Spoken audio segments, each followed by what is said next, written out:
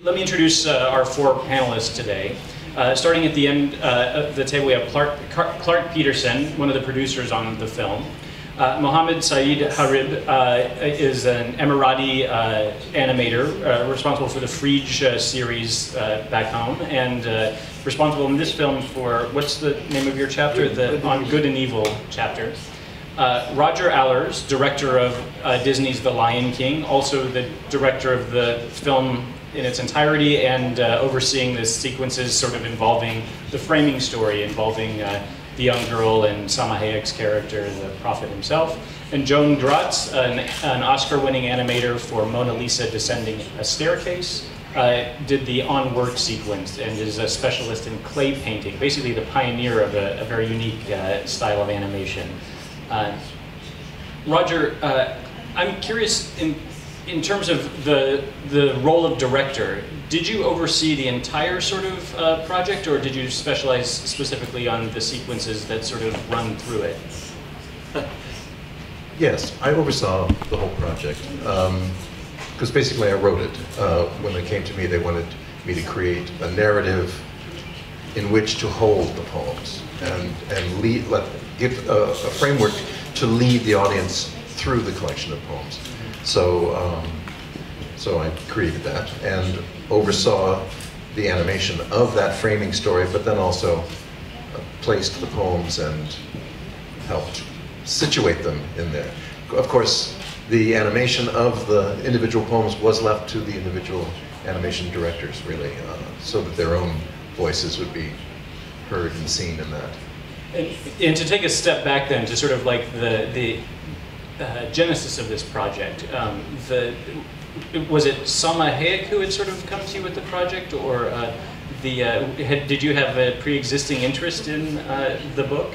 Actually, the book was really meaningful for me. It was given to me when I was in college, and I had had a very striking experience one evening while reading it with a friend. Just kind of a moment of, I don't even know how to say, the only word I can think of is satori, which is kind of in Zen Buddhism, where you sort of have a shift of consciousness all of a sudden. And, that happened to me while I was reading the book. So it was a very, it left a great impression on me. And so when I was approached, they had been asking around, trying to find a director for this, and approached me. This was after Salma had joined, because it was her idea actually to create a narrative. Yeah, I was approached actually through Bonnie Arnold, is another. Oh, sure. Yeah, because I knew her from previously. Right, right. Bonnie Arnold is here at the festival as a jury member this year. Clark, were you on it at what stage did you sort of enter the project? I'm trying to maybe sort of like build the backstory a little bit, because it's such a unique project. Sure, and there is quite a backstory, because it was not started by me. It was started by a man named Steve Hansen, who thought it would be a good idea to make a film based on the Prophet, but he was thinking a live action film, and it took him a number of years to get the rights, because the rights to the book, the film rights to the book, were controlled by Gibran's village in Lebanon, the village of Bashare, and there's a committee there that actually has a say as to what happens to the rights. And so it took him 4 or 5 years to get these rights, and I met him just at the end, toward the end of the negotiation, and he came to me and said, "I'd like to make a film, can you help me?" And I couldn't think of how to make a live action film out of this, but the one thing I kept thinking about was poetry. What's the most poetic form of cinema? And then it struck me that animation could actually be a great form, and I thought of Fantasia, because Fantasia had separate chapters or separate pieces that all flowed together in one film. And so I pitched that idea to him and said, what if we do an animated film and we get the best animators from around the world to each contribute a chapter? And then I thought, you know, we can also have a bookend sort of story, just like the book has, to frame the whole movie. And so he thought that was a good idea, and that's sort of where we departed, you know, our point of departure to make the film. But then I realized I would need a lot of help to make this movie happen, and I went to Salma Hayek because I knew that Salma was actually half Lebanese, And I thought, perchance, she might be interested in this. And in fact, not only was she interested, but it was one of her favorite books of all time, because she had learned about it through her grandfather when she was 6 years old, and he always kept the book at his bedside. And so she said, oh my God, I would love to make this into a movie. And then it was Salma's idea to really not just have a bookend to frame the movie, but to have a story that really flows throughout. And so we said, okay, let's have a story. We won't be able to include all of the poems, but we will, we will choose selected poems. And we said, okay, we've got to find the greatest animators in the world, and we've got to find the greatest director to help bring this all together. And so we found Roger, and then with Roger, we found these amazing world-class animation directors. Mohammed, could you explain sort of how you were approached on this? I mean, like, what was? Did someone knock on your door, call you up, send you a letter? Yes, I was actually I was working with the Doha Film Institute, one of the contributors to this film, and I had a previous project with them, and they know about my work in the region, but it was strictly for TV. We don't have a very developed cinema market in the Middle East. And then they told me about this project they were involved in, and it had all these names, Roger and all the other directors and Selma involved. And I was very excited and elated to be part of it. But then 2 seconds after that, I was like, oh my God, I have to do something on par with these directors. And it was exciting because I got to get in touch with Roger, see what is the main frame for the story. And I think one of the most important things when I came to do my piece is to really leave my comfort zone and to do something that will be long-lasting. And I was very happy they chose animation because it's a medium that will stay as long as the book has been around. And I wanted to do something very classical in its look and feel, yet use the latest technology if we can do that. So that's it. Right. I mean, the style that you chose, could you describe it? Because it looks like watercolor, but I suspect that there's more technology to it. Yeah, there is more. It's a style called aquarelle, which is basically a form of watercolor painting, and the team has individually painted many of the backgrounds, many of the animation sequences. There is some 3D in it, but we tried as much as possible to blend it in. I wanted people to dive into a watercolor painting and to see the feeling of that. Also the use of pastels in the piece, and it came out as a very kind of comforting,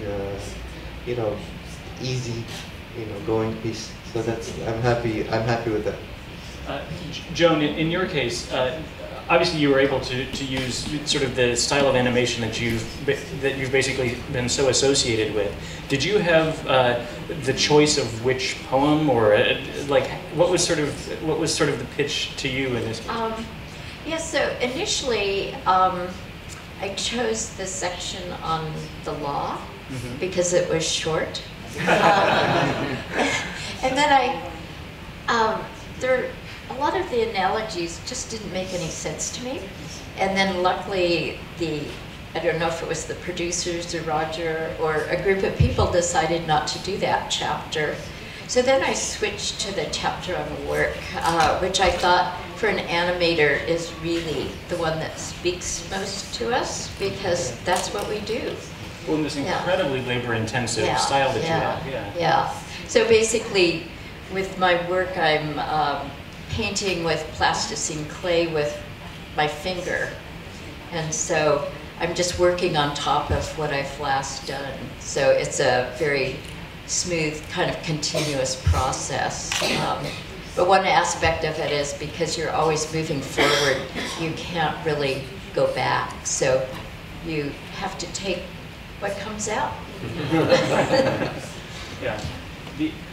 Roger, what was the process of selecting then your stable of artists? I mean, was it sort of for you a dream to be able to cast this, or was it more collaborative? I don't know how much of control you had over that. Or? It was more collaborative. Many people had been approached before I was approached, but not all people not everyone approached did the film, obviously. Right. And so we had about, I'd say maybe half of our poems covered. And I was, part of the thing that really attracted me to the project was I was told, oh, and we'll have these different animators from around the world doing the individual chapters. And I had admired many of them. And I thought, well, this is really exciting. So then I got to be involved with finding other animators as well. Yeah. And then we completed our group, and it was exciting. What is there sort of a strict sort of guideline that was given, or a very loose one? I mean, what did the animators have to work from, basically? Is it like an amount of, a window of time, or? Not really. I mean, in the beginning, we just basically said to everyone, here's the chapter, come up with ideas. You know, we asked people to do a storyboard first, and then we reserved the right to give some notes on the storyboard. Mostly it was to help it integrate into the whole of the movie. Any comments that came from me were mostly in that regard. But otherwise, really just said, respond, you know, respond to this piece. What are your feelings about it? What are your visuals about it? So that was, you know, I didn't want to enter in too much to the individual artists' visions, because that's, I think, what makes it so unique. And then the actual text, I haven't checked, but I mean, these are basically, I don't know if they've been compressed at all, or are they the verbatim parables sort of? Sometimes they're absolutely verbatim. Others where they were quite long. I went through and edited. So some were trimmed down. Some were quite long. I mean, some of them are only like a page and a half or 2 pages, and they're quite manageable. Others were quite a bit longer. I mean, just for the ability of people to get these things done, I think we kept them down to, well, Joan, yours was the longest at 4 minutes, and you know, one of the most labor-intensive ones, all done by one woman's finger, was the longest piece. But yeah, so you know, 4 minutes or less. Right. I think maybe the shortest one is. Oh, don't ask me. Who knows? It's maybe like 1.5 to 2 minutes. And then would you sort of describe for us the coming up with the story that you've sort of wrapped around it, because it does this very interesting thing where on one hand it makes the entire project very accessible, I think, to very young children. It gives them a character to identify with, but at the same time it introduces a very mature, you know, political dimension that, you know, isn't so much there in the book. So Right. I mean, just talk a little bit about your creative process there. Well, one of the first directives, I'll say, that I was given when I met Sama for the first time was, she said the intention, you know, that they really wanted to do was to make this accessible to all ages, which was a surprise to me, because I had thought, oh, well, this is going to be sort of an adult art film. When I first came on, I thought, all right, that's challenging to make Gibran's poems accessible to small children. And I have to give credit to Salma for the idea of, she suggested, let's have a child character in the movie, definitely to help the children through the story. And I do think it was a great idea. So set about creating a child and creating a dynamic for the child, and a relationship of her, between her and the poet, to take us through the story. Did I answer your question? No, that's great. Okay. Thank you. And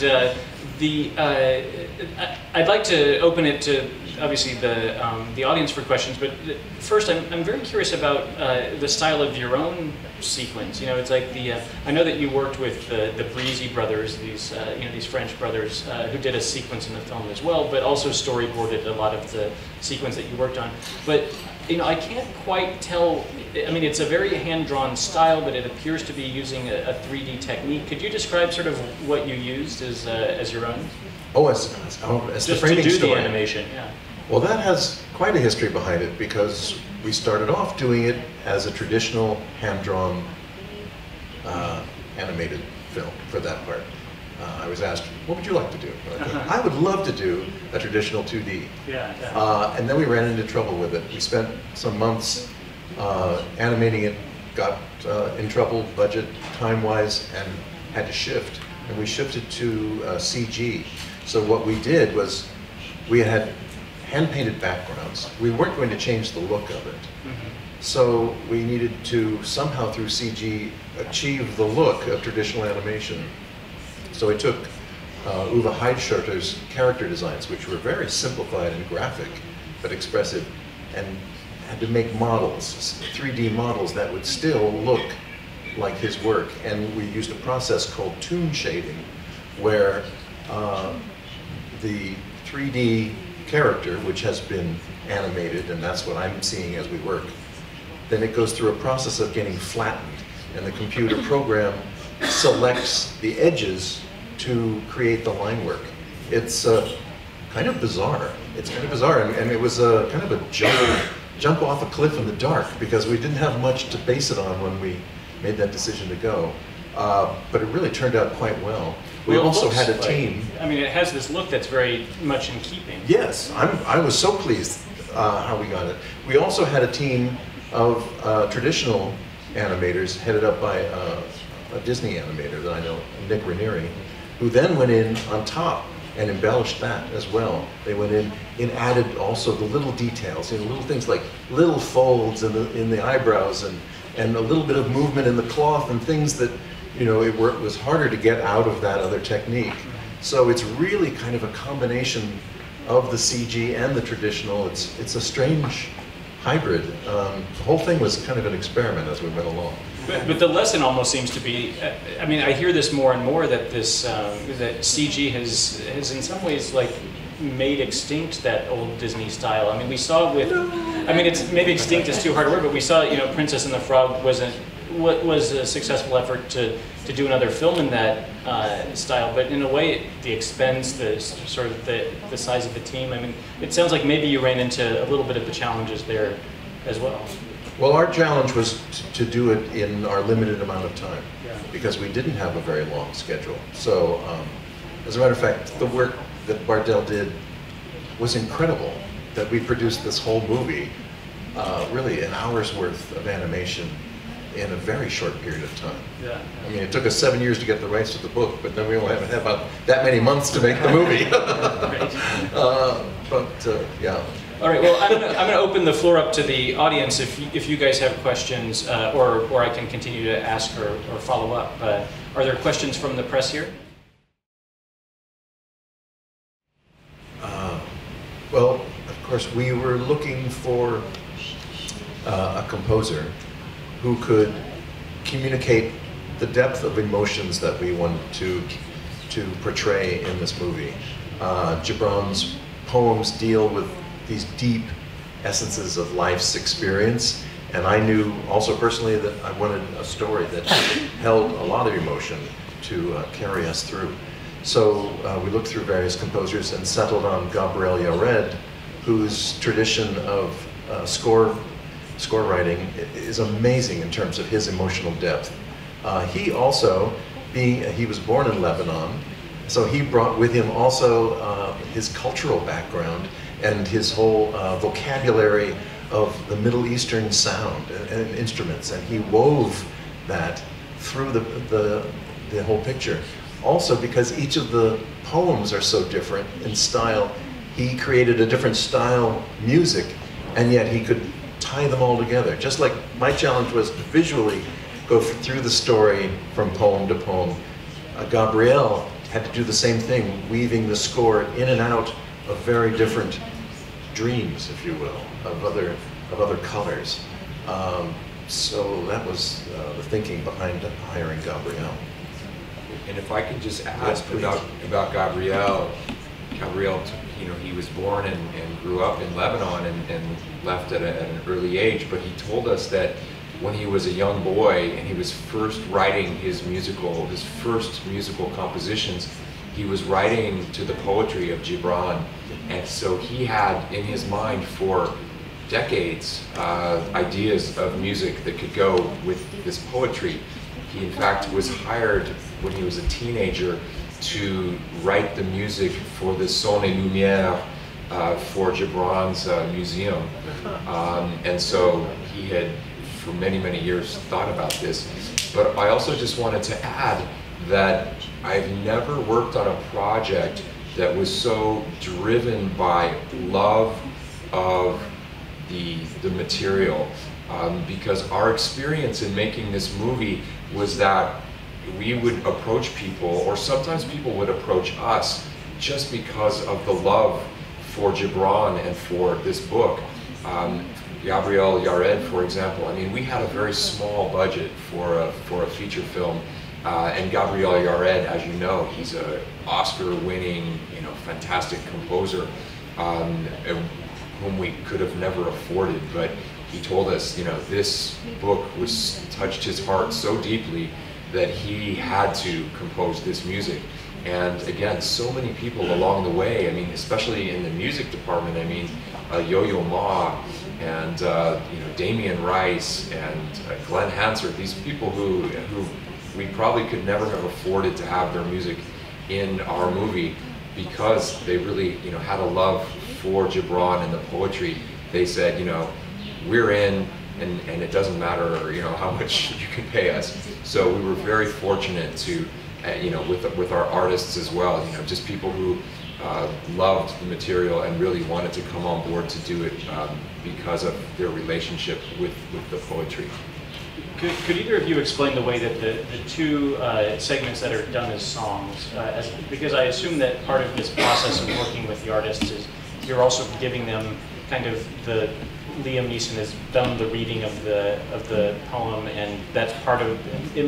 I don't know if it's being done before or after, but it's part of the process. The music were those suggested by the animators themselves? Did you have the idea of doing these songs and give that? I don't know exactly the sort of the chronology of it. Everything kind of happened at once.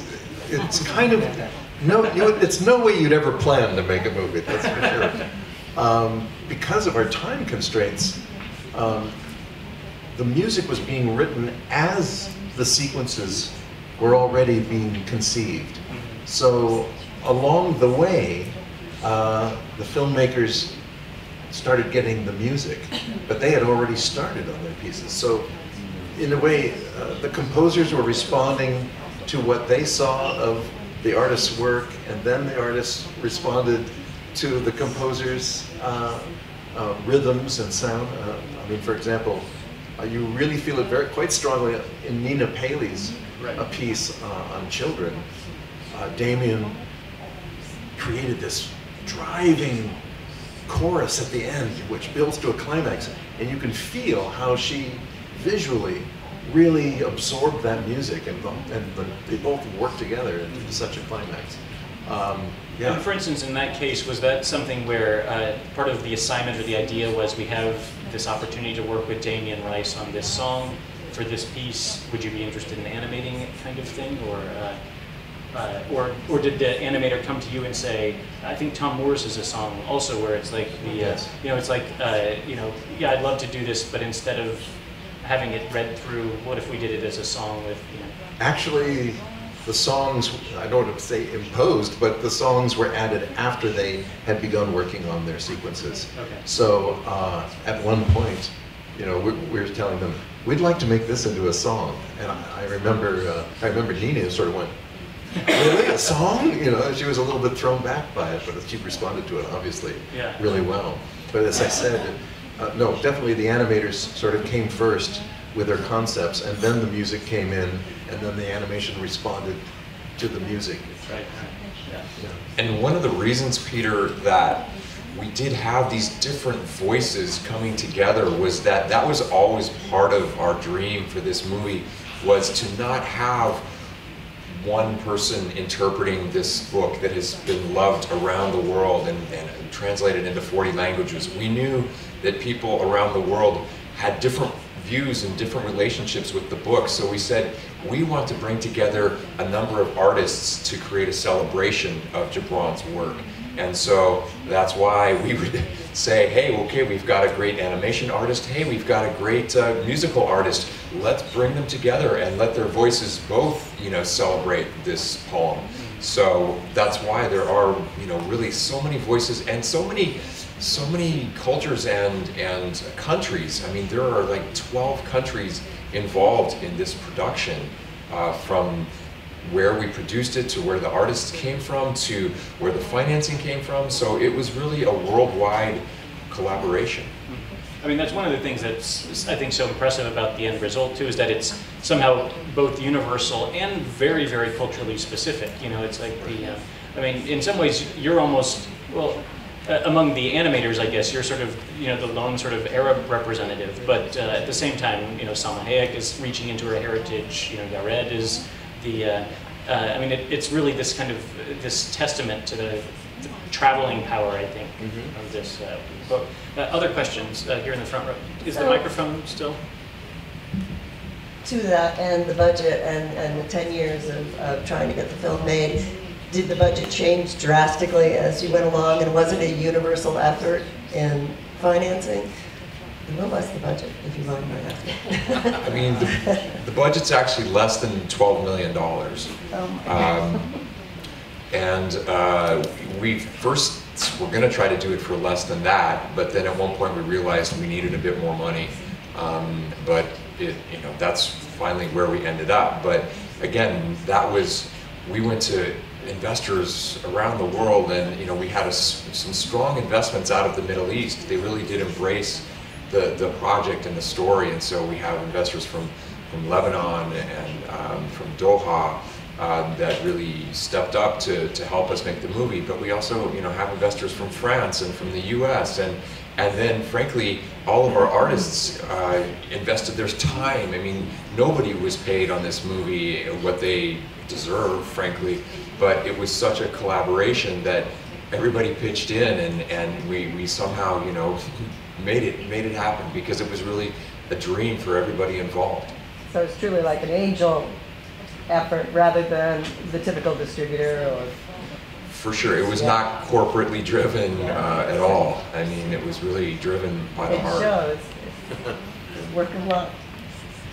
Other questions? It's going to distribute in the US. The answer to that is GKIDS. Does anyone want to explain, though, just sort of the history of how you guys have found distribution around the world? Yeah. The question was who in the US is distributing? So GKIDS is distributing it in the US, and GKIDS is a distributor who specializes in independent animated films. They've been also incredible with the films that they've acquired over the last few years. I think that maybe 5 of their independent films have been nominated for the Best Animated Film Oscars. So they're really strong at finding small animated pictures and really bringing them to the world stage. And then internationally, our sales agent is Wild Bunch, a great French company that was just so passionate about our film, and they've been also great partners in selling it around the world. And so now we have a number of distributors throughout the world that will be releasing it. There are still some territories that are in the process of being sold as well. But you know, soon it will be coming out in many territories around the world. Is English the sort of the language for its entire release, or will it be translated elsewhere? In fact, no, it will be translated elsewhere. And if you take France, for example, it's going to be a really interesting translation. The voice of the poets is going to be done by Mika, who's a big pop star here, who is also of Lebanese descent. And so he is very passionate about the project. Salma Hayek is going to do her voice in French. Salma's daughter, I believe, is going to do the little girl character in French. And so I know France is really embracing the translation, although it will be released in English in France as well as in French. And I know that there are a few other territories as well who will recast the voices. Yeah, it was very interesting because the kids, who were really pretty adorable, so it didn't matter what they were asking, but they asked really intelligent questions, and questions that really were focused on the wraparound material, and things such as why didn't Roger show the father dying in the beginning? and what happened to the bad men in the end. And Roger, I thought, very graciously told them the answer to their first question, that had it been their movie, they could have made it that way, shown the death of the father. But yeah, it was really interesting that they were so engaged and really engaged in the wraparound material. There were no questions about the poetry. Well, except they asked, why did you make some into songs? I had one boy, why were there songs? And Roger, what kind of reaction are you getting? We'll just end with everybody sort of giving an impression now that the work has come together. Well, I've been really bowled over by the response. I mean, certainly last night it was incredible to feel the response in the room. I think people are embracing it or being moved by it, which is so pleasing.